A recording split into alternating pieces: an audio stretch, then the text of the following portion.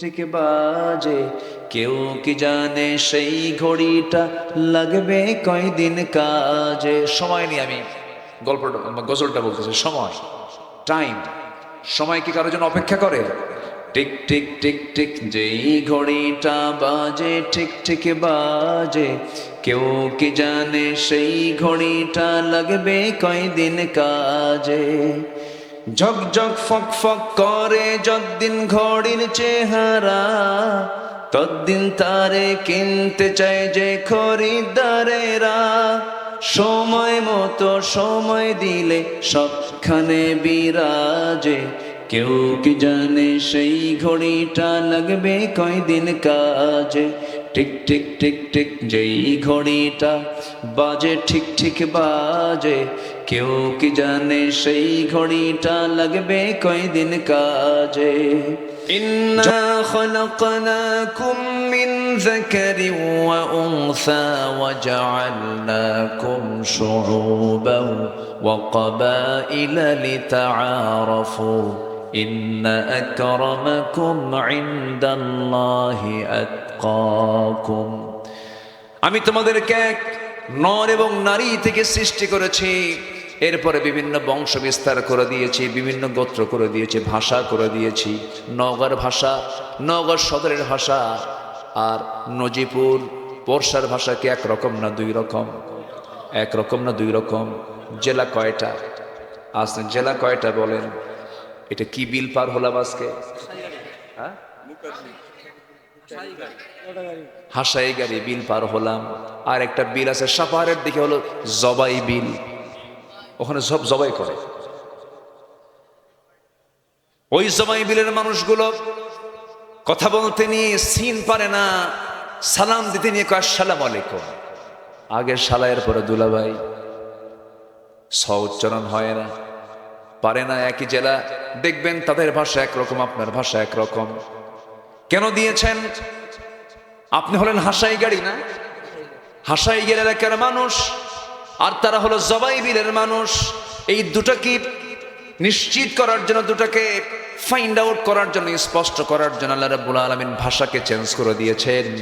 জবাই বিলের মানুষ সেখানে মাস্তানি করতে নিয়ে বলবে, তুই তো জবাই থেকে আসছিস, সেখানে কি কস, কি বলিস সেই জায়গায়? আল্লাহ তাআলা ভাষাকে আঞ্চলিক পাসওয়ার্ড করে দিয়েছেন। আবার আপনি দুপচাচের দিকে চলে যাবেন, আরেকটা ভাষা পাবেন।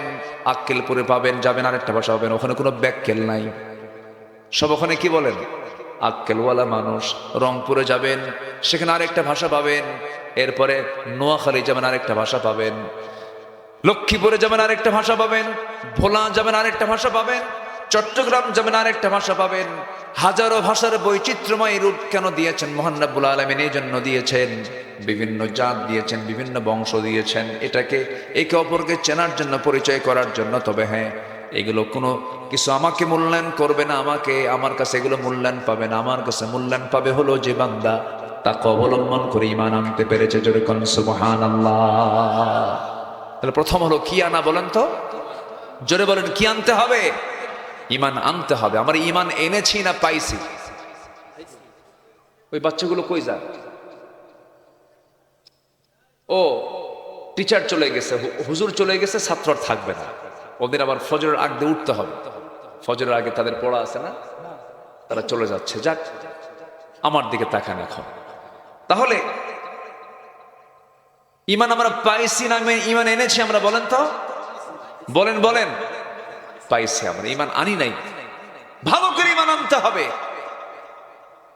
ঈমানের পরিচয় লালন করতে হবে, ঈমানকে তরুতাজা করতে হবে। মরা ঈমান আনা যাবে না, তরুতাজা ঈমান আনতে হবে। এবং ঈমান শুধু আনলেই হবে না, ঈমানের উপরে টিকে থাকতে হবে। ঈমান আনা যায় কিন্তু টিকে থাকা যায় না, সহজেই টিকে থাকা যায় না। ঈমানকে নষ্ট করার জন্য শয়তান মনে হয় নাই। নওগাঁ জেলায় শয়তান আসে না? এইখানে শয়তান নাই তো? আসতে কেমন না, আসে না? নাই। মানুষ যেখানে থাকবে সেখানে শয়তান থেকে যাবে। শয়তান তো ওয়াসওয়াসা দেওয়ার জন্য সর্বক্ষণ আছে। আপনি বসে আছেন, শয়তান পিছন থেকে বলছে তাড়াতাড়ি ওঠ, চলে যা, ওয়াসওয়াসা দেওয়ার জন্য। এখানেও কিন্তু শয়তান আছে না? শয়তান মনে হয় এই বিল চেনে না, ঠিকই চেনে, শয়তান কিন্তু জান্নাত পর্যন্ত চেনে। জান্নাতের মধ্যে আদম আলাইহিসসালাম, হাওয়া আলাইহিসসালাম যখন থাকলেন, শয়তান জান্নাতের মধ্যে ঢুকে দুজনকে ওয়াসওয়াসা দিয়েছিল যে শয়তান জান্নাতে ঢুকে আমার বাপ মাকে ওয়াসওয়াসা দিতে পারে, সেই শয়তান বুঝি এই এলাকা চেনে না? কি চেনে কিনা বলেন? চেনে। একটু কান লাগাবেন, মনোযোগ দিয়ে কথাগুলো শুনবেন। ঈমান এনেছি আমরা, ঈমান নিয়ে টিকে থাকতে হবে। ছোট্ট একটা ইতিহাস মনে পড়লো, একটু সুন্দর করে মনোযোগ দিয়ে কানটা লাগাবেন। একজন সাহাবী কালিমা গ্রহণ করেছেন, বাড়িটা তার মক্কা এবং মদিনার ঠিক মাঝখান বরাবর তার বাড়ি। দিন গ্রহণ করেছেন, বাপটা ছিল না তার, ছোট্টবেলায় বাপ মারা গেছে। চাচার কাছে তিনি মানুষ হয়েছেন। ঈমান যখন এনেছেন, কালিমা যখন গ্রহণ করেছেন, চাচার কানে সংবাদ চলে গেল। চাচা বলে ফেললো, ভাতিজা কি যেন শুনলাম তুমি নাকি কালিমা গ্রহণ করেছো, ঈমান এনেছো। মুস্কি হাসি মেরে বললেন, চাচা আপনি শুনবেন কেন? আপনি দেখেন, আশহাদু আল্লা ইলাহা ইল্লাল্লাহু ওয়াহদাহু লা শারীকা লাহু ওয়া আশহাদু আন্না মুহাম্মাদান আবদুহু ওয়া রাসূলুহু।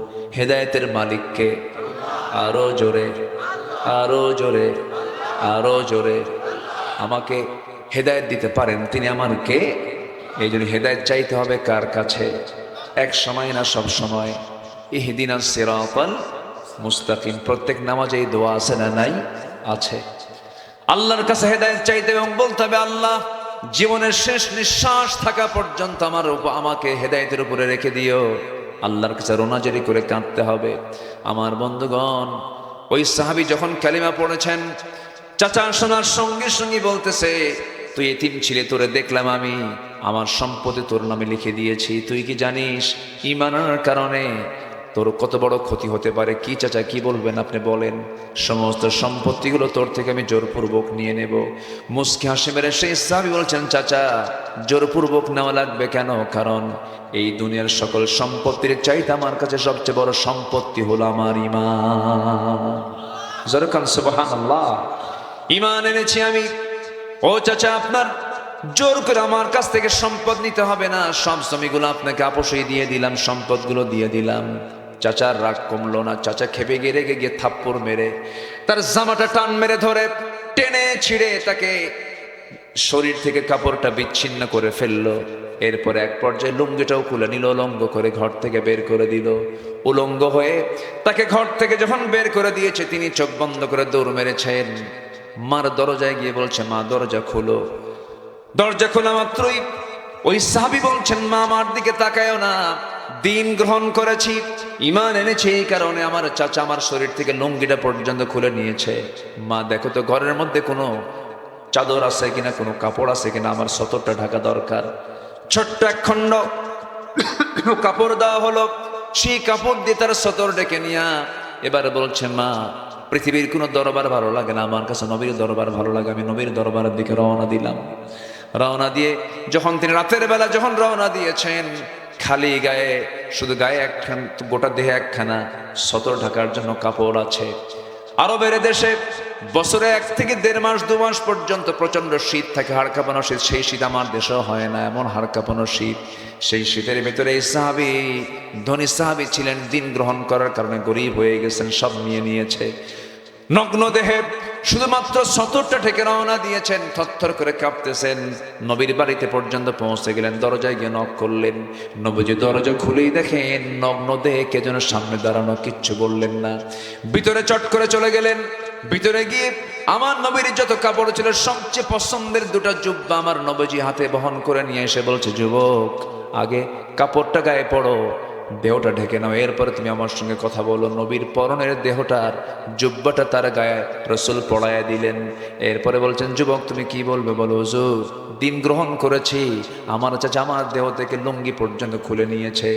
রাসূল মুস্কি হাসি মেরে বুকের সঙ্গে জড়িয়ে ধরে বলছে, আব্দুল্লাহ চিন্তা করো কেন, তোমার চাচা তোমাকে বস্ত্রহীন করেছে, আর আমি নবীজি আমার দেহের জুব্বা আমি তোমারে দান করে দিলাম। জোরে বলি সুবহানাল্লাহ, আরো জোরে বলি সুবহানাল্লাহ। ওই সাহাবীর কপাল খারাপ না ভালো? বলেন কপাল খারাপ না ভালো? দুনিয়া ছেড়েছেন, আখিরাত পেয়েছেন। আল্লাহু আকবার বলেন। আমার নবীজি বুকের সঙ্গে জড়িয়ে ধরলেন। বুকটা কাঁপতেছে সাহাবীর। সাহাবী বড় কান্নায় ভেঙে পড়েছেন। রাসূল বলছেন কাঁদো কেন? আমি তোমার দায়িত্ব নিচ্ছি, তুমি কোনো চিন্তা করবে না। সাহাবী বলো কি বলতে চাও বলো। হুজুর দুনিয়া বিক্রি করে আমি ঈমানটা গ্রহণ করে নিয়েছি। রাসূল খুব খুশি হলেন। ওমাইয়াশি নাফসাহু বিতিগা মারদাতিল্লাহ। আমার নবীজি বুকের সঙ্গে জড়িয়ে ধরে বলছেন ও আব্দুল্লাহ চিন্তা করো না, কিছু বলতে চাও না কি বলো? হুজুর আপনি আমার জন্য দোয়া করেন। আমার নবীজি তৎক্ষণাৎ দুটো হাত উঁচু করে আকাশের দিকে তাকায় বলছেন আকাশের মালিক আল্লাহ, আমার এই আব্দুল্লাহ দিন গ্রহণ করতে অনেক কষ্ট স্বীকার করেছে, দুনিয়া বিক্রি করে ঈমানকে গ্রহণ করেছে। আমার আব্দুল্লাহর জানমাল তুমি আল্লাহ কাফের বেঈমানদের জন্য হারাম করে দাও। সাহাবীর মনটা খারাপ হয়ে গেল। কেঁদে কেঁদে বলছেন ইয়া রাসূলুল্লাহ, আমি দোয়া চাইলাম কি, আপনি দোয়া করলেনটা কি? রাসূল বলছেন কেন, কি হয়েছে হুজুর? আপনি কাফের বেঈমানদের জন্য আমার রক্তকে হারাম ঘোষণা করলেন। আমি যদি কাফেরদের দ্বারা আক্রান্ত না হই আমি শহীদ হব কেমনে? আমি তো শহীদ হতে পারবো না। নবীজি মুস্কি হাসি মেরে বলছে সাহাবী চিন্তা করো কেন? ওয়া ইম্মা তাআলা ফিরাশিহি, তোমার মৃত্যু যদি বিছানা শুয়ে থেকে যদি হয়ে যায়, যদি শহীদের দরজা পেতে চাও, তোমার তামান্না যদি থাকে, আল্লাহ রাব্বুল আলামিন অবশ্যই তোমাকে শহীদের দরজা দিয়ে দিবে। সাহাবীর হৃদয়টা ঠান্ডা হয়ে গেল। রাসূল বলেন সাহাবী যাও আল্লাহর কালামের তেলাওয়াত করো, প্রশান্ত চিত্ততা নিয়ে চলে আসো। সাহাবীদের মাঝে তাকে পাঠায়া দিলেন। আসহাবে সুফফার সদস্য মণ্ডলীর ভিতরে তিনি চলে গেলেন। নবীর ঘরের সঙ্গে আসহাবে সুফফারা থাকতো। ওই সাহাবীদের মাঝে যখন আব্দুল্লাহ চলে গেলেন, চিৎকার মেরে মেরে বড় বড় আওয়াজে কোরআন তেলাওয়াত করেন বলে সাহাবে কেরামদের একটু বিরক্তি চলে আসলো। রাসূলকে বলেন হুজুর এমন নতুন সাহাবী আসছে যে জোরে জোরে কোরআন পড়ে আমাদের ডিস্টার্ব হয়, কে? আব্দুল্লাহ জুল বাজাদাইন। রাসূল বলছেন না রে না, আমার আব্দুল্লাহর ব্যাপারে তোমরা কেউ অভিযোগ দিও না, কারণ আমার আব্দুল্লাহ ঈমান আনতে নিয়ে দুনিয়া বিক্রি করে সেই ঈমানটা গ্রহণ করেছে। আর আমরা ঈমান বিক্রি করি মাত্র একটা বিড়ির প্যাকেট খায়া। কি আমি কি ভুল বলতেছি? আমার ঈমানটা এত সস্তা বানায় নিয়েছি, এক কাপ চা খেয়ে আমরা ঈমান বিক্রি করে ফেলি। আমি কি আলোচনা করব আলোচনা? আমার বন্ধুগণ, আব্দুল্লাহ জুল বাজাদাইন রাদিয়াল্লাহু তাআলা আনহু আল্লাহর কালাম তেলাওয়াত করেন, আবেগ আপ্লুত হয়ে চোখের পানি ফেলে ফেলে কাঁদেন। যুদ্ধের একটা টাইম চলে এলো। আমার নবীজি মদিনার মসজিদ থেকে রওনা করলেন জিহাদের ময়দানে। রাসূল বলছেন আব্দুল্লাহ রে, আমার প্রিয় সাহাবী, চলো আমার সঙ্গে যুদ্ধে চলো। সাহাবী রওনা করলেন, যুদ্ধে শামিল হলেন। যুদ্ধ শেষ হয়ে গেল। আব্দুল্লাহকে সঙ্গে করে নিয়ে, সবাইকে সঙ্গে করে নিয়ে রাসূল করিম সাল্লাল্লাহু আলাইহি সাল্লাম রওনা দিলেন মদিনার দিকে। হঠাৎ রাস্তার মধ্যে খবর চলে এলো, রাসূলকে বলা হলো ইয়া রাসূলুল্লাহ, আপনার সবচেয়ে প্রাণপ্রিয় সাহাবী আব্দুল্লাহ দারুণ অসুস্থ হয়ে পড়েছে। নবীজি চূড়ান্ত টেনশনে পড়ে গেলেন। বললেন দেখো তো আমার সাহাবীকে কেমন করে সেবা করা যায়, চিকিৎসা করা যায়, চেষ্টা করো। সাহাবে কেরাম 3 দিন 3 রাত পর্যন্ত তার সেবায় আত্মনিয়োগ করলেন, কিন্তু উপকার হলো না। এক পর্যায়ে আব্দুল্লাহ দুনিয়া থেকে বিদায় নিলেন। নবীর কানে সংবাদ চলে এলো রে। আমার নবীজি কাঁদতে কাঁদতে বলছেন সাহাবীরা, আমার কলিজার টুকরা আব্দুল্লাহ দুনিয়া থেকে বিদায় নিয়েছে। আমার আব্দুল্লাহর জানাজার দায়িত্ব আমি কাউকে দেব না, তোমরা তার গোসলটা করাইয়া দাও, কাফনের কাপড়টা পরাইয়া দাও। আজকের জানাজার দায়িত্ব আমি কাউকে না দিয়ে আমি রাসূল নিজে তার জানাজার দায়িত্ব নিয়ে নিলাম। জোরে বলে সুবহানাল্লাহ, আরো জোরে সুবহানাল্লাহ। এই যে দামগুলো বেড়েছে শুধুমাত্র একটা মাত্র কারণ, তার হচ্ছে ঈমানের জন্য। কিসের জন্য বলেন? ঈমানের জন্য। আমার নবীজি করলেন কি, জানাজায় শামিল হয়ে গেলেন, জানাজায় দাঁড়ায় গেলেন। রাসূল জানাজা পড়ায়া দিলেন, শেষ হয়ে গেল জানাজা। রাসূল এবার উন্মুক্ত সাহাবীদেরকে সামনে করে বলছো সাহাবীরা শোনো, আমার আব্দুল্লাহর জানাজা তো হয়ে গেল, আব্দুল্লাহর কাফন দাফন কোথায় হবে? দাফনটা কোথায় হবে হুজুর? ওই যে 2 পাহাড়ের ঠিক মাঝখানে আমরা কবরটা খনন করেছি তার জন্য। রাসূল বলছেন তোমরা কেউ আব্দুল্লাহর কবরে নামবে না, আমি রাসূল নিজে তার কবরে নেমে তার লাশটা আমি কবরে শোয়ে দেব। আমার রাসূল এই কথা যখন বললেন, সাহাবীরা আশ্চর্য হয়ে গেলেন। রাসূল তেমন সহজ বরাবর করেন না। আমার নবীজি সোজা চলে গেলেন, কবরের সামনে গিয়ে দাঁড়ালেন। কাদা কাদা কণ্ঠে আমার নবীজি বলছেন, আমার আবু বকর কোথায়? আমার ডানে আসো। আমার ওমর কোথায়? বামে আসো। আমার নবীজি সবার আগে কবরে নামলেন। কবরে নেমে বলছেন আবু বকর আমার ডানে নামো, ওমর আমার বামে নামো। ওই কবরে নামছেন মোট কয়জন বলেন? পৃথিবীর সেরা মানুষ, পৃথিবীর সেরা মানুষ তিনজন সেই সাহাবীর কবরে নেমেছেন কবরের লাশ রাখার জন্য।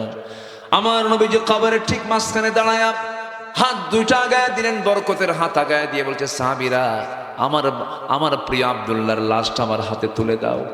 লাশটা যখন হাতে তুলে দেওয়া হলো, রাসূল বলছেন, আবু বকর আমার আব্দুল্লাহর মাথাটা ধরো, আমার ওমর আমার আব্দুল্লাহর পাটা ধরো। তিনজন মিলে সমানভাবে কবরে শোয়া দিলেন, চেহারাটা কিবলামুখী করে দিলেন নবীজি তার বরকতের হাতে। বুকের উপরে হাত রেখে আকাশের দিকে তাকায়া অশ্রু বিজড়িত অশ্রুপূর্ণ চক্ষু নিয়ে আমার নবীজি আকাশের মালিকের দিকে তাকায় বলছেন, ও আকাশের মালিক, এই মুহূর্ত পর্যন্ত আমি আব্দুল্লাহর উপরে সন্তুষ্ট আছি, মেহেরবানি করে আব্দুল্লাহর সমস্ত কিছুকে তুমি আল্লাহ মাফ করে দাও। এই দোয়া যখন করতেছিলেন, এমন সময় দাঁড়িয়ে থাকা পাশে দাঁড়িয়ে থাকা একজন সচেতন সাহাবী সাদ বিন আবি ওয়াক্কাস হাউমা করে শিশুর মতো কান্দে। সাহাবায়ে কেরাম বলছেন, সাদ রে তুমি কান্দো কেন, কি হয়েছে? হাউমা করে কান্দো কেন? তিনি বলছেন, আমি সাদ পোড়া কপাল, আজকে আমি সাদ যদি জীবন্ত সাদ বিন আবি ওয়াক্কাস না হয়ে যদি মৃত সাদ বিন আবি ওয়াক্কাস হয়ে যদি এই কবরের বাসিন্দা হতাম, আর এই কবরের বাসিন্দাকে দাফন করার জন্য পৃথিবীর সেরা তিনজন মানুষ যার কবরে নামে, তার মতো ভালো কিসমতওয়ালা মানুষ কে আছে? আমি জীবিত না হয়ে মোরা সাদ হলে পর আমার জীবন ধন্য হয়ে যেত। জোরে বলে সুবহানাল্লাহ, আরো জোরে বলে সুবহানাল্লাহ, আরো জোরে বলে সুবহানাল্লাহ। এই যতক্ষণ ধরে যে কথাটা বোঝানোর জন্য চেষ্টা করলাম, এক নম্বর পয়েন্ট, আমার বন্ধুগণ, সবকিছুর মূলে একটা মানুষের দাম সম্মান বাড়ে হলো ইমানের কারণে। কিসের কারণে বলেন? ইমানের কারণে। ইমান আছে যার, সম্মান আছে তার, ইমান আছে যার, পুরস্কার আছে তার, ইমান আছে যার, মর্যাদা আছে তার, ইমান আছে যার, নেতৃত্ব আছে তার। আমরা বেঈমানদের কোন নেতৃত্ব বাংলার জমিনে বাস্তবায়ন হতে দেব না। কোন বেনামাজি, চোর, লম্পট, চাঁদাবাজদের হাতে আমরা দেশ আর ফেরত দিতে চাই না। আমরা দুর্নীতিমুক্ত, শোষণমুক্ত, ইমানদার, পরহেজগার নেতৃত্বে বাংলার জমিন আমরা গড়তে চাই। রাজি আছেন কারা কারা? হাত উঁচু করে দেখান মুসলমান।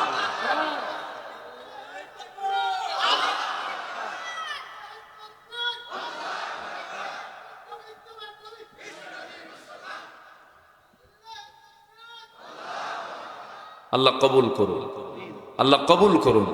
স্লোগানটা একটু আস্তে আস্তে হলো, একটু মশান কম হলো, তাই না? রাত বেশি হয়ে গেছে তো ঘুম ধরছিল আপনাদের। নারায়ে তাকবীর! এই তো কেবল মনে হচ্ছে যে এখানে তাজা মানুষ আছে। বলি আলহামদুলিল্লাহ, আরো জোরে বলি আলহামদুলিল্লাহ। সফল হওয়ার জন্য 10টা কাজ, এর মধ্যে 1 নাম্বার গেল, সফল হওয়ার শর্ত হচ্ছে 10টা। 1 নাম্বার গেল ঈমান আনা, তাও পরিপূর্ণ হয় নাই, একটার অর্ধেক, এবং নেক আমল করা। কি আমল করা বলেন? জমির আইল ঠেলাঠেলি করা, বোনের সম্পত্তি না দেওয়া। হ্যাঁ, আস্তে আস্তে কর। কি ঠিক আছে রেখে? এগুলো ঠিক আছে? এগুলো করা যাবে? ঘুষের কারবার করা, মাশাআল্লাহ হাজী সাহেব সুদও খাওয়া, এগুলো করা যাবে? এই সময় কেউ উঠেন না, উঠলে ভাববো ওটাই সুদ খায়। বসেন, আমি আটকাতে পারতেছি না, আসলে অনেক রাত হয়েছে তো। বসেন, আর কিছু সময় আমি কথা বলবো, একটু সময় দেন প্লিজ। একটা আলোচকের সামনে থেকে যখন একটা করে লোক ওঠে, আলোচকের কলিজা থেকে যেন একটা করে তার ছিঁড়তে থাকে, খুব কষ্ট হয়। একটু বসেন। তাহলে ঈমান এনেছি, আমরা নেক আমলও করবো। রাজি আছেন না ইনশাআল্লাহ? এখন আয়াতটা মিলাই দিয়ে আল্লাহ কি বলছেন সূরা বুরুজের 11 নম্বর আয়াতে? আল্লাহ রাব্বুল আলামিন বলেন, ইন্নাল্লাযীনা আমানু ওয়া আমিলুস সালিহাতি লাহুম জান্নাতুন তাজরি মিন তাহতিহাল আনহার যালিকাল ফাওজুল কাবীর। কি কাবীর? বলেন বলেন বলেন। ফাউজুন মানে সফলতা, যালিকাল ফাওজুল কাবীর। ফাউজুন মানে সফলতা, বড় সফল সে হবে যে ঈমান আনবে এবং নেক আমল করবে। আজান শোনার সঙ্গে সঙ্গে সে দৌড়াবে কিসের দিকে বলেন? আসতে বলবেন না, কিসের দিকে বলেন? হাইয়া আলাস সালাহ, হাইয়া আলাল ফালাহ। নামাজের দিকে আসো, কল্যাণের দিকে আসো, আমার দেশে এমনও দল আছে যে দলের জনসভায় গেলে পরে জোহর নামাজের কর্মসূচি নাই, আসর নামাজের কর্মসূচি নাই, মাগরিবের কর্মসূচি নাই। এমন দল আমার দেশে মনে হয় নাই। আসতে বলবেন না, আছে না নাই? যে দলের দলীয় কর্মসূচিতে নামাজের কার্যক্রম থাকে না, সেই দল কখনো জান্নাতের দল হতে পারে না, সেই দল কখনো জান্নাতের কারণ হতে পারে না। এই জন্য নামাজ আছে যেখানে নেতৃত্ব মানবো সেখানে, নামাজ নাই যেখানে থুতু মারবো সেখানে। রাজি আছেন তো ইনশাআল্লাহ? নামাজি নেতৃত্ব আমরা গড়ে তুলবো। এমন সুন্দর একটা পরিবেশ আমরা এখন পেয়েছি মাশাআল্লাহ। গতকালকে ঢাকায় একটা বড় মার্চ ফর গাজা হয়ে গেল, জানেন না আপনারা? কত বড়, কোনো বাধা নাই, কোনো জঙ্গি নাটক নাই, কিচ্ছু নাই, সব চলছে অবাধে। বলি আলহামদুলিল্লাহ। হুজুররা রাস্তায় নামতেই পারে না, হুজুর দেখলেই বলতো তেতুল হুজুর। এই জঙ্গি কত কি। একটা ছিল কুষ্টিয়ার কমিউনিস্ট পার্টির নেতা আল্লামা হাসানুল হক ইনু, নাম শুনছেন তো? আল্লামের জন্য কইলাম, কারণ আহমদ শফির মতো লোককে সে বলেছে তেতুল হুজুর, আল্লামা সাইদের মতো লোককে বলেছে রাজাকার, এরকম করে সে গালি দিত। এখন একটু মজা মজা দেখো যে কষ্ট কেমন লাগে, জেলখানে থাকতে কেমন কষ্ট হয়, আল্লাহ একটু বুঝাইয়া দিচ্ছেন, হাড়ে হাড়ে টের পাচ্ছে ওরা এখন, ঠিক কিনা? অনেক কিছু করেছে, অনেক নাটক করেছে তারা। এই নাটকের অবসান ঘটিয়ে দিয়েছেন তিনি আমার কে। আসতে বলবেন তিনি আমার কে। জাতি এমন বিপদে পড়ছিল, যখন মানুষ কেউ বিপদে পড়ে তখন কোন দোয়া কয়? বলেন কোন দোয়া কয়? আমার দেশের জাতীয় ক্রাইসিসে কোন লোকটা আসছে, নাম কি কন? ঠিক আছে না? ডক্টর মোহাম্মদ ইউনুস। দুই নবী একসাথে, দুই নবীর নাম মোহাম্মদ আবার ইউনুস। কয় নবী হলো? দুই নবী। আমার জীবদ্দশায়, আমি আমার বুদ্ধি বয়সে যেই মাসে পেঁয়াজের ব্যবহার সবচাইতে বেশি, সেই পেঁয়াজের দাম ছিল 20 থেকে 25 টাকা। রমজান মাসে আমি আমার বুদ্ধির বয়সে আমি কখনো পাই না। মেনে নিতে হবে তো? কি আসতে কন কেন? মেনে নিতে হবে কিনা বলে? ভারত থেকে কোনো পেঁয়াজ আসছে? তাহলে হলো কেমন? আমি নিজে যে টিকিট কেটেছি বিমানের, 1.5 লক্ষ টাকা টিকিট কেটেছি, সেই বিমানের টিকিট এখন 50,000 টাকা, 2 গুণ নাই। কেন? শর্ত জড়িয়ে দেওয়া হচ্ছে, কোনো সিন্ডিকেট চলবে না, একটা পাসপোর্ট একটা টিকিট, পাসপোর্ট বিহীন কোনো টিকিট চলবে না। সব স্বাভাবিক হয়ে গেছে। শুধুমাত্র সততা স্বচ্ছতার নেতৃত্ব যদি বাংলার জমিনে জারি হয়ে যায়, গোটা পৃথিবীর ভিতরে একটি আদর্শ মাইল ফলক রাষ্ট্রে পরিণত হবে বাংলাদেশ। শুধু সৎ যোগ্য নেতৃত্বের দরকার, আমাদের কাউকে লাগবে না। আমার দেশের মাটি কিসের সোনা? সোনার চেয়েও খাঁটি, আলহামদুলিল্লাহ। কাতারে গিয়েছিলাম। কাতার হলো পৃথিবীর সবচাইতে ধনী রাষ্ট্র, 1 নম্বর তালিকায় ছিল এক সময়। 1 নম্বর ধনী রাষ্ট্র হলো কাতার। সেই দেশে গেলাম, কোথাও একটা গাছও নাই। হঠাৎ করে দেখি একটা গ্রিন জোন করেছে ওরা, গ্রিন মানে শুধু গাছ আর গাছ। ভাবলাম এই মরুর ভিতরে এই গাছগুলো আসলো কেমনে এই গাছগুলো হলো? মুস্কি হাসি মেরে বলে, হুজুর নিচের দিকে তাকায় দেখেন স্যালাইন লাগানো আছে, প্রত্যেকটা গাছের গোড়ায় গোড়ায় পানির কল লাগানো আছে। উপর থেকে হেলিকপ্টার দিয়ে বিকেল বেলা আবার ওই পানি ঢালে, সুন্দর করে বৃষ্টির মতো করে পানি ঢালে, মানে পানি দেবে না এক বেলায় সব শেষ, সব শুকনো খড়কুটো হয়ে যাবে, ওই যে খড়ের মতো হয়ে যাবে, থাকবে না। আর আমার দেশের মাটি কি সুন্দর। একটা বাচ্চা পেয়ারা খেলো, সেই পেয়ারা খাওয়ার পর সেই পেয়ারার বিচি পিছন দিয়ে ছাড়লো, ওই যে থুয়ে আসছে, 3 মাস পর দেখে যখন দেখে একটা গাছ হয়ে গেছে। আমি কি ভুল বলতেছি ভাই? বল, আমার দেশ কি সুন্দর দেশ। মরিচ ভর্তা দিয়া খাইছে, কাঁচা মরিচ খাইছে, কাঁচা মরিচ খাইয়া ও তো বিচি তো আর হজম হয় না, বাঁশ ঝাড়ে গিয়ে ঝেড়ে আসছে। 4 মাস পরে দেখে যে মেলাগুলো কি গাছ, মরিচ ধরে আছে। এই দেশের অভাব থাকবে? আস্তে কোন এই দেশের অভাব থাকবে?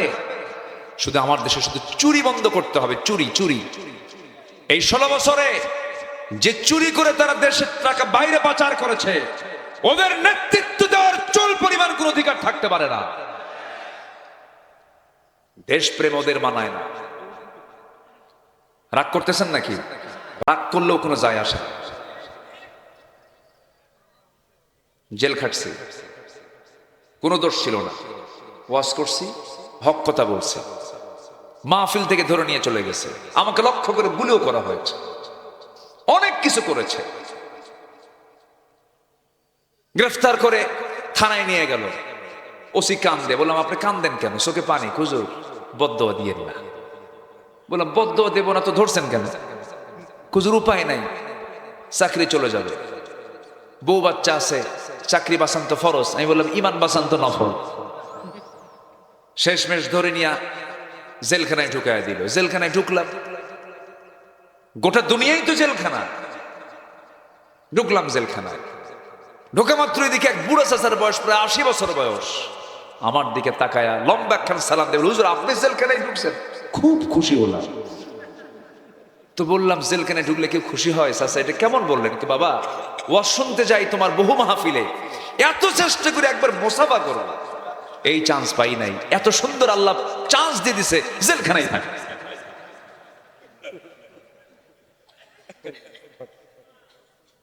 এইরকম করে অসংখ্য আলেমের জীবনকে নষ্ট করে দিয়েছে এরা।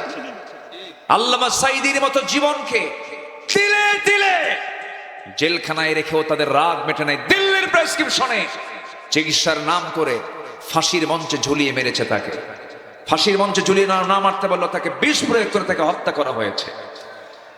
আমরা তাফসীর মাহফিলের এই প্ল্যাটফর্ম থেকে জানান দিতে চাই, সকল হত্যার বিচারের পাশাপাশি এই দেশের কিংবদন্তি আল্লামা সাঈদীর খুনি যারা, চূড়ান্ত শাস্তি নিশ্চিত করা হোক। রাজি আছেন কারা কারা? হাত উঁচু করে দেখান মুসলমান।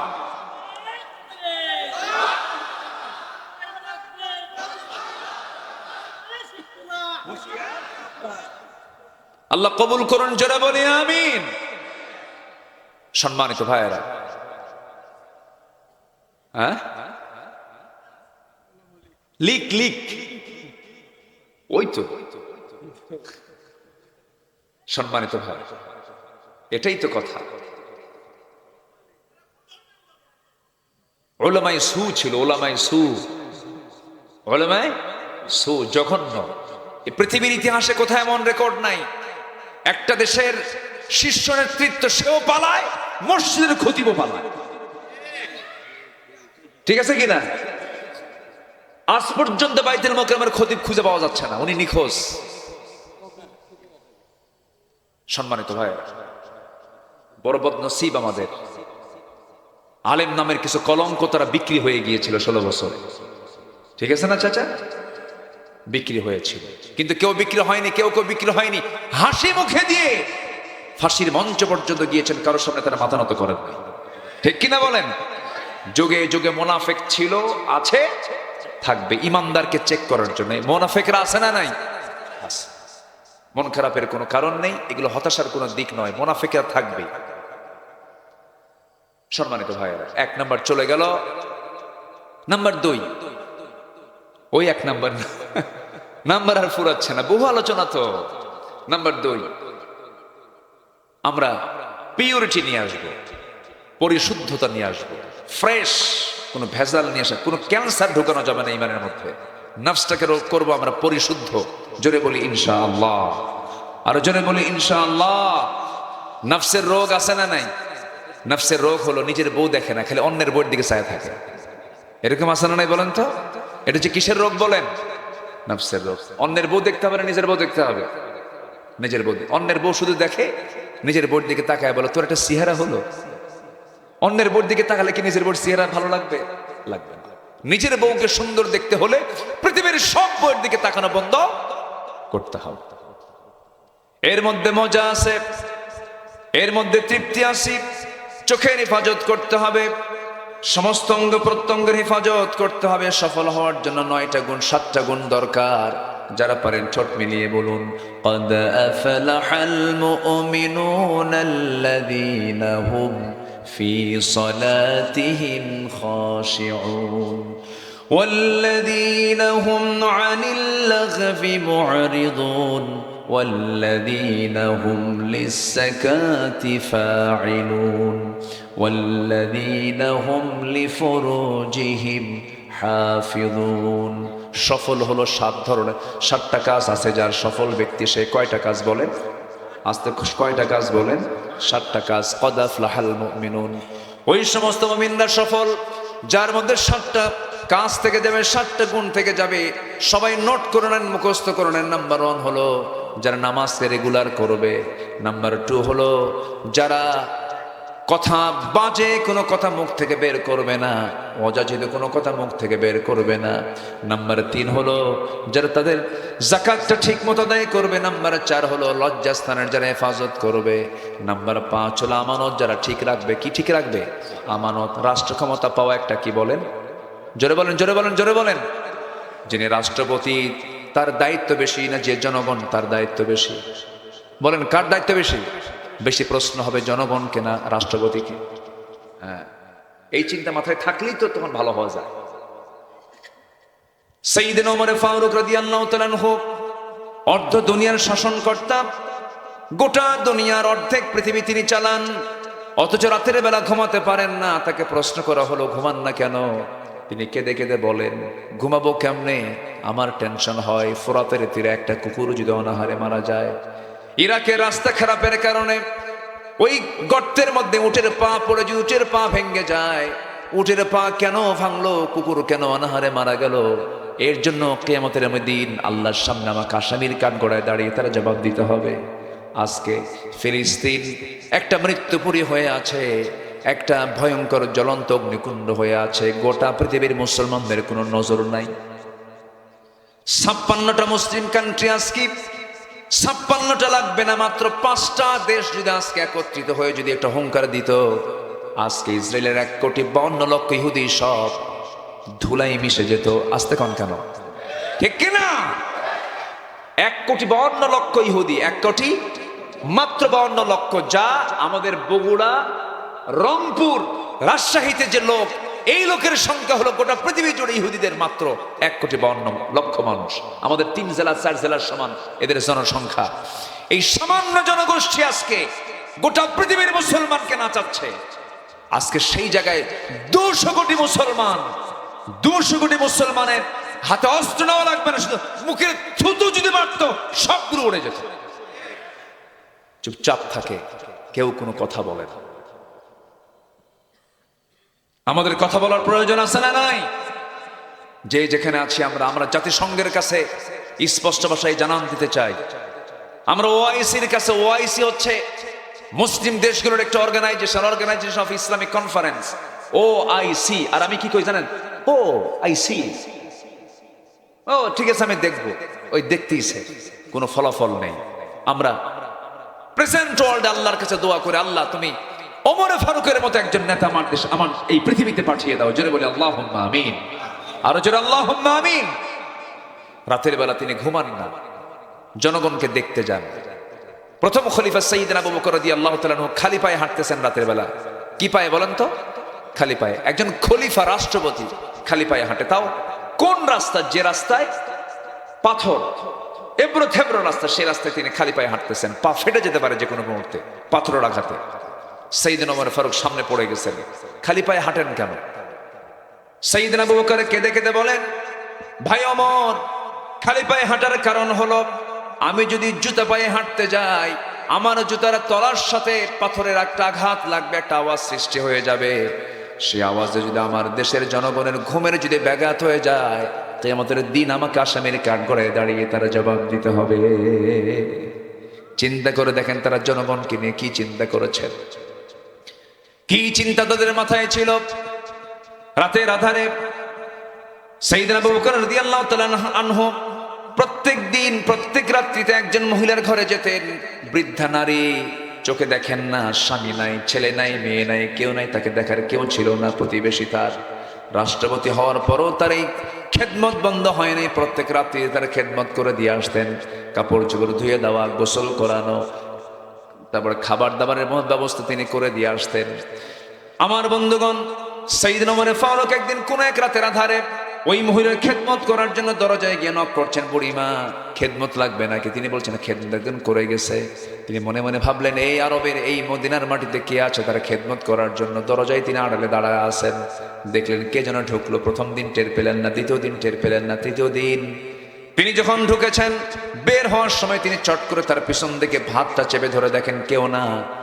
সাইয়েদনা আবু বকর রাদিয়াল্লাহু তাআলা দরজাতে বের হচ্ছেন খালি পায়ে। ওমর ফারুক কেঁদে কেঁদে বলছেন, ভাই আবু বকর, দেশও চালাবেন, প্রতিবেশীর খেদমত করবেন, মরে যাবেন তো, অসুস্থ হয়ে পড়বেন তো, অন্তত আমাদের জন্য খেদমত কিছু রেখে দেন। সাইয়েদনা আবু বকর বলেন, ওমর রে, আমার আমলনামা আমার পিঠে আসবে, তোমার আমলনামা তোমার পিঠেই চলে যাও, আমাকে খেদমত করতে দাও। মৃত্যুর দিন পর্যন্ত সাইয়েদনা আবু বকর ওই মহিলার খেদমত করে দুনিয়া থেকে বিদায় নিলেন। দ্বিতীয় খলিফা ওমর ফারুক তারপর থেকে তিনি ওই মহিলার দায়িত্ব নিলেন, চলে গেছেন। কিন্তু মহিলা জানেন না সাইয়েদনা আবু বকর দুনিয়া থেকে বিদায় নিয়েছেন, তার কাছে সংবাদ যায় নাই। ওমর ফারুক রাদিয়াল্লাহু আনহু ওই মহিলার খেদমত করার জন্য রাতের আধারে চলে গেছেন। খেদমত করে, রান্না বান্না করে, কাপড় চোপড় ধুয়ে, খেজুরগুলো ধুয়ে নিয়ে সব কিছু কমপ্লিট করে তিনি বের হয়ে চলে আসছেন। এরপরে মহিলা যখন খেতে বসেছেন, খেজুরগুলো খেতে নিয়ে বসেছেন, একটা খেজুর মুখের মধ্যে দেওয়া মাত্রই কামড় দিয়েছেন। বিচি দাঁতের নিচে যখন পড়ে গেছে তখন তিনি বলে ফেলেন, ইন্না লিল্লাহ। এই কথা বলে তিনি ভাবলেন, আমার আসল খাদেম আবু বকর বুঝি নাই, আমার আবু বকর দুনিয়া থেকে বিদায় নিয়েছে। কারণ আমার আবু বকর যখন আমার খেদমত করার জন্য আমার ঘরে আসতো, খেজুরগুলো শুধু ধুয়ে দিত না, আমার কষ্ট যেন কম হয় সেজন্য আমার খেজুরগুলো খাওয়ানোর জন্য খেজুরের ভিতরে থাকা বিচিগুলো সে সরাইয়া দিয়া দিয়া আমার জন্য খেজুর সে প্রস্তুত করে দিয়ে যেত। যেরকম সুবহানাল্লাহ, আর যেরকম সুবহান। এগুলো কি অহংকার থাকলে এগুলো খেদমত আসবে নাকি? হৃদয়ের প্রশস্ততা, হৃদয়ের মধ্যে তাজকিয়াতুন নফস আসলেই তো এগুলো হয়। এই জন্য আমার বন্ধুগণ, নফসের শুদ্ধতা আনতে হবে। قد أفلح من تزكى وذكر اسم ربه فصلى بل تؤثرون الحياة الدنيا। জোরে বলুন আল্লাহু আকবার। নাম্বার 3 হলো সত্যবাদী হওয়া। নাম্বার 3 কি বলেন? বলেন বলেন বলেন বলেন। সত্যবাদী হওয়া। আমরা সত্যবাদী হব, জোরে বলি ইনশাআল্লাহ। নাম্বার 4 হলো তাকওয়া অর্জন করা। মান ইউতিইল্লাহা ওয়া রাসূলাহু ওয়া ইয়াখশাল্লাহ ওয়া ইয়াত্তাকিহি ফাউলাইকা হুমুল ফাইজুন। জোরে বলুন আল্লাহু আকবার। নাম্বার 5 হলো, ও বান্দা, তুমি যদি ধৈর্যশীল হতে পারো আমি তোমাকে বিশাল বড় সময় সম্মান দিয়ে দেব। ইন্নী জাযাইতুহুমুল ইয়াওমা বিমা সাবারু আন্নাহুম হুমুল ফাইজুন। জোরে বলুন আল্লাহু আকবার। ধৈর্য যোগ্যতা না রাগ যোগ্যতা? আস্তে কয়। ধৈর্য যোগ্যতা না রাগ যোগ্যতা? রাগ করতে কোনো ট্রেনিং লাগে নাকি? কিন্তু ধৈর্য আনতে কি লাগে বলেন? ট্রেনিং লাগে, অনেক বড় ধৈর্যের পরিচয় দিতে হয়। ধৈর্যশীলের জন্য জান্নাত, রাগী ব্যক্তির জন্য দুনিয়াও ক্ষতি। রাগ করা মাত্রই স্ট্রোক করে, আসে না? আসে না? এরকম আসে না? রাগ করবেন, দুনিয়াও নষ্ট হবে, আখিরাতও নষ্ট হয়ে যাবে। রেগে যাবেন তো হেরে যাবেন, সবকিছু শেষ হয়ে যাবে। আল্লাহ বলেছেন, আমি তাদেরকে দারুণ ভালোবাসি, তারাই হলো সফল কাম। নাম্বার 6 হলো আল্লাহ এবং রাসূলের আনুগত্য করতে হবে। আমরা আল্লাহ এবং রাসূলের আনুগত্য জীবনের সকল জায়গায় করব। আল্লাহ রাব্বুল আলামিন বলেন, ওয়া মান ইউতিইল্লাহা ওয়া রাসূলাহু ফাকাদ ফাযা ফাওজান আযীমা। জোরে বলুন আল্লাহু আকবার। নবীর সঙ্গে ভালোবাসা আগে দরকার না আনুগত্য আগে দরকার? বলেন তো, বলেন, আনুগত্য আগে দরকার না ভালোবাসা আগে দরকার? বলেন বলেন বলেন বলেন। আনুগত্য। আনুগত্য না হলে ভালোবাসার কোনো দাম নাই। আপনি কেন, গোটা দুনিয়ার মানুষ এক হলেও আবু তালেব রাসূলকে যে সেবা দিয়েছেন, যে ভালোবাসা দিয়েছেন, কেউ তার সমান করতে পারে নাই, পারবে না। কিন্তু সে আবু তালেব জান্নাতে না জাহান্নামে? কি নাই? ভালোবাসা নাই না ঈমান নাই? বলেন বলেন বলেন, কি নাই? ভালোবাসা নাই না আনুগত্য নাই? আনুগত্য নাই। এই জন্য ভালোবাসা আগে না আনুগত্য আগে? আনুগত্য। কথাটা কিন্তু খুব দামি, একটু মনে রাখবেন সবাই। তাহলে ভালোবাসা আগে দরকার না আনুগত্য আগে দরকার? ওয়া ইউতিইল্লাহু রাসূলাহু ফাকাদ ফাযা ফাওজান আযীম। ফাওজান আযীমা। সব আয়াতে ফাওজুন, মুফলিহুন শব্দ কিন্তু আছে। আপনি আমার আলোচনা শুধু শুনছেন না, ক্যামেরার প্রযুক্তির কল্যাণে গোটা দুনিয়ায় আলোচনাগুলো চলে যাবে। এই জন্য আমাকে প্রত্যেকটা আয়াতের কোটেশন দিয়ে আমি যেন আলোচনাগুলো মানুষ যেন শুনে যেন বুঝতে পারে যে দলিল আদিল্লা নির্ভর কথাই যেন বলা হয়, এই দিকে আমি একটু সবসময় খেয়াল করার চেষ্টা করি। নাম্বার 7 হলো সৎ কাজের আদেশ দেওয়া, অসৎ কাজের বাধা প্রদান করা। সফলতার জন্য এটা একটা গুরুত্বপূর্ণ বিষয়।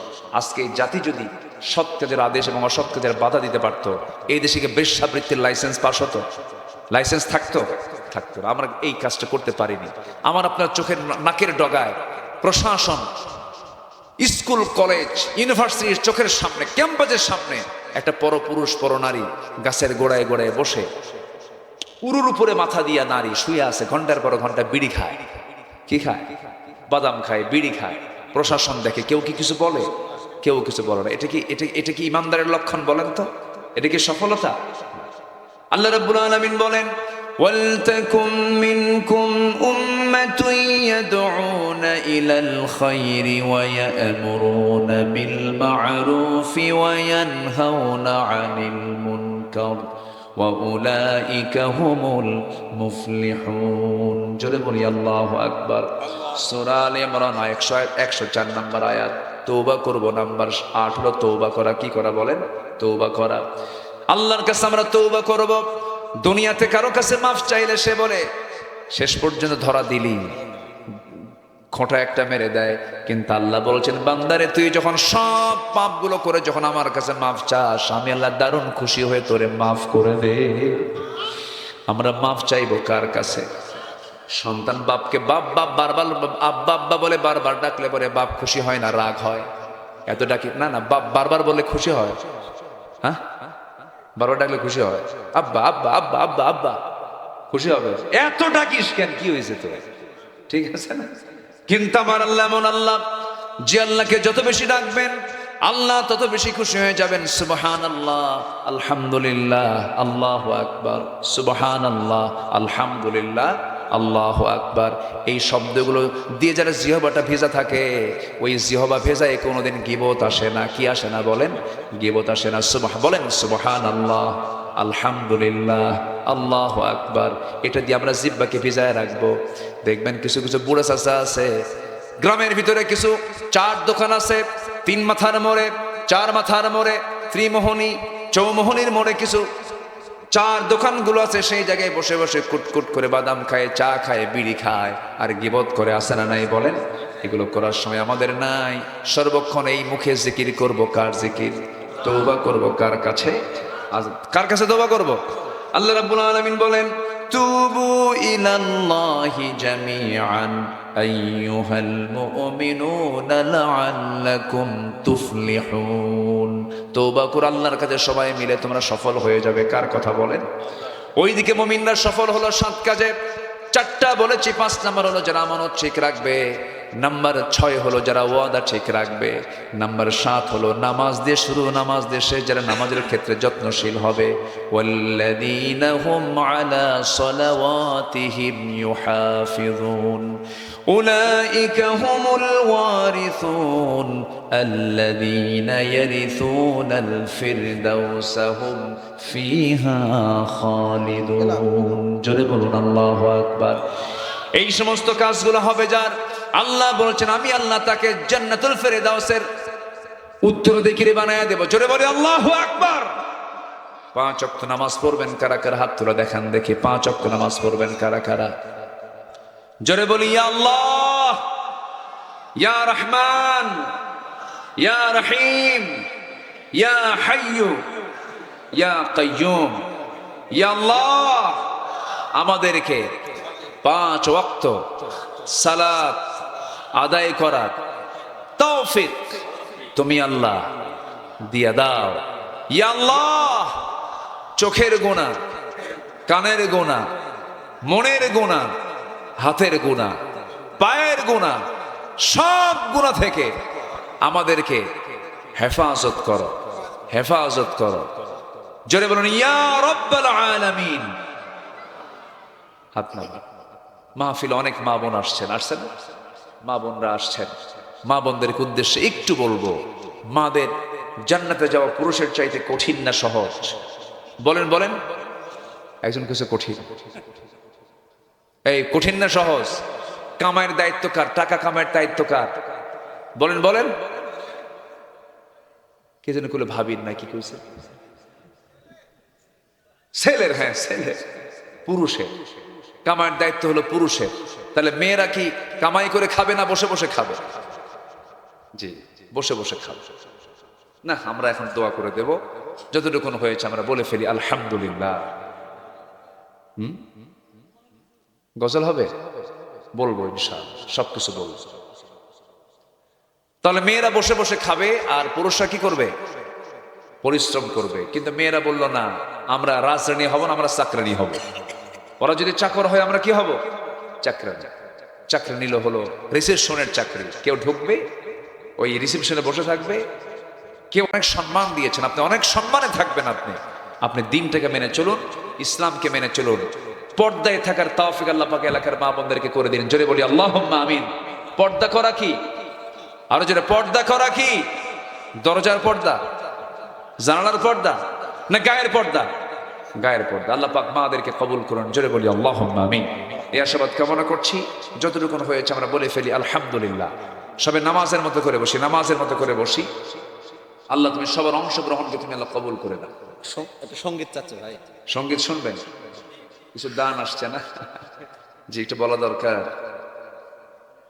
বিশেষ করে আমার আজকে খুবই আমি কষ্ট পেয়েছি। এই প্রতিষ্ঠানের যিনি পৃষ্ঠপোষক ছিলেন অসুস্থ। ঠিক বাজে, কেউ কি জানে সেই ঘড়িটা লাগবে কয়দিন কাজে। সময় নিয়ে আমি গজলটা বলতেছি। সময়, টাইম, সময় কি কারোর জন্য অপেক্ষা করে?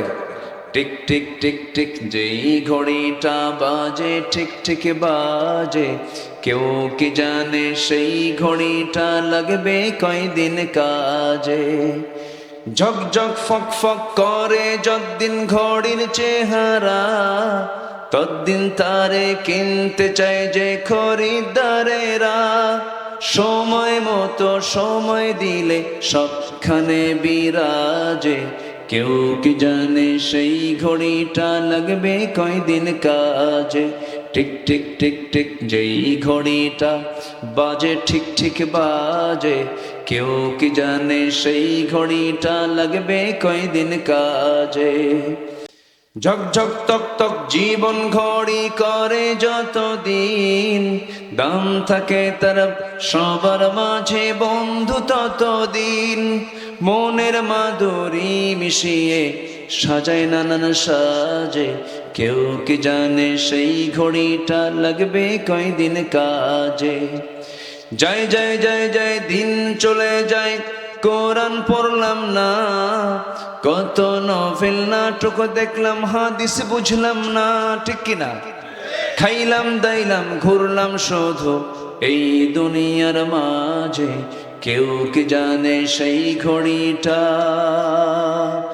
লাগবে কয়দিন কাজে।